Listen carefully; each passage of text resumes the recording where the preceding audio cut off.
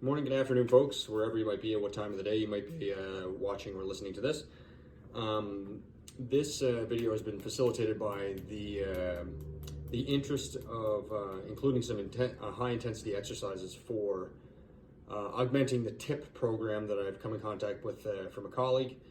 And so the I in the TIP acronym is intense exercise. So I figured there'd be no better way to explain that, but by falling back on some of my training in CrossFit. So what we'll do is I'll explain a couple of exercises that could be used very functionally to achieve high intensity activity for some of our students that are following that TIP model. But more generally speaking, we can use these exercises for regulation of individuals, even if they're not following what's typically defined as using TIP.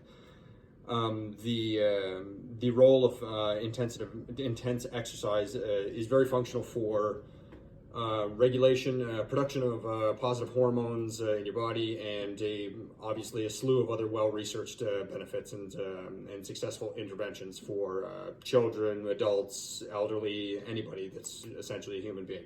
Anyway, so what we'll do, the model that I'll kind of follow here just to explain these exercises is I'll go through three in particular, starting with the squat, then moving to a press, then finishing with a deadlift.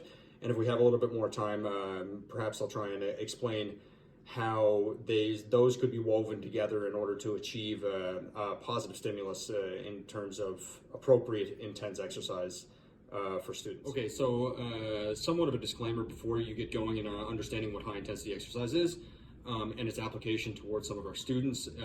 Throwing anybody, whether they be a child, an adult, or an elderly person, into high intensity exercise without really understanding what the movements are to begin with is probably not the most responsible thing to do. So a good continuum to follow that we follow in high intensity interval training is first mechanics, then consistency, then intensity.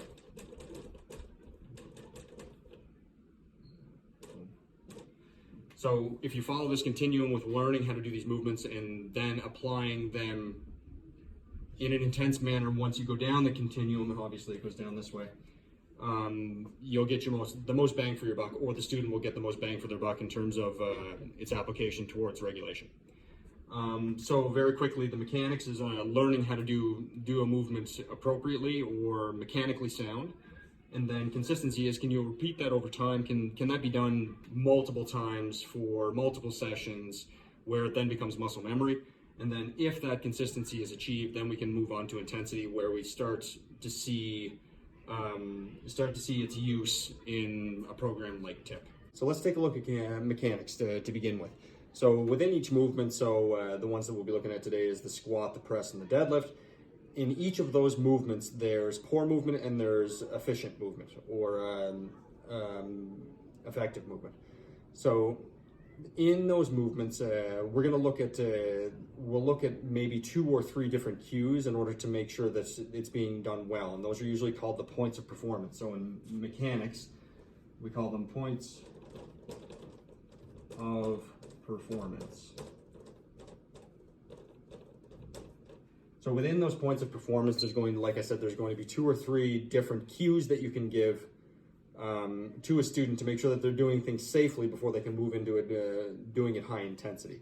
So typically, children move really well because they haven't been sabotaged by the things that we see in our lives as adults, sitting down for long periods of time, different things that they might be doing at home, leaning over on their phone like so, leaning over, playing video games, whatever it might be. It kind of messes up your posture, but they haven't been exposed to decades long of those different behaviors. So they'll be less inclined to have poor movement, but there still is going to be poor movement that's involved. And also we have to make sure that good movement is being achieved before we can just assume that the good movement is there to begin with. So within each of these movements, I'll take a moment to show you a couple of points of performance. a couple of points of performance that that we can fall back on with those individual movements to make sure things are safe. So we'll begin with the quintessential functional movement, which is the squat. So human beings will squat at least, hopefully, once a day for obvious reasons. And there's a right way to do that, and there's a wrong way to do that. So the points of performance that we'll take a look at with teaching or sharing the squat with students in proper form will be, let's take a look here, knees out, heels down, back flat.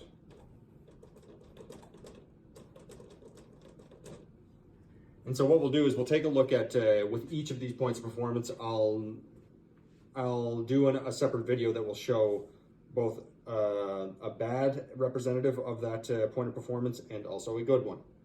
And that'll be coming next. Okay, the next of those three movements is the press.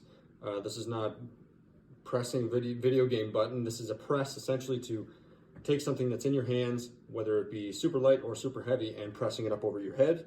An essential thing if you're trying to move things from your countertop to the top shelf of your cabinet.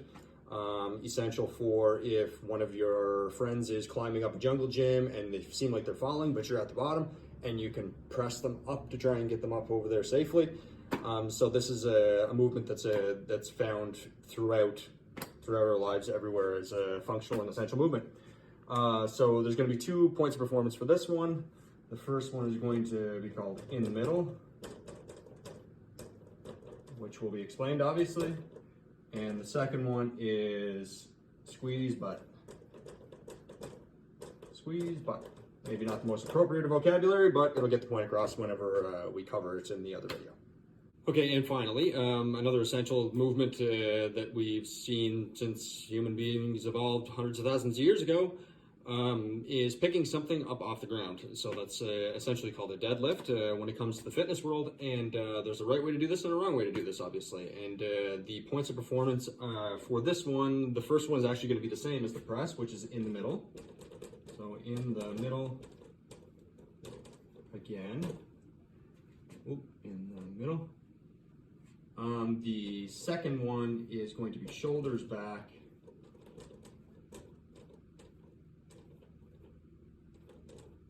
And the last one is face forward.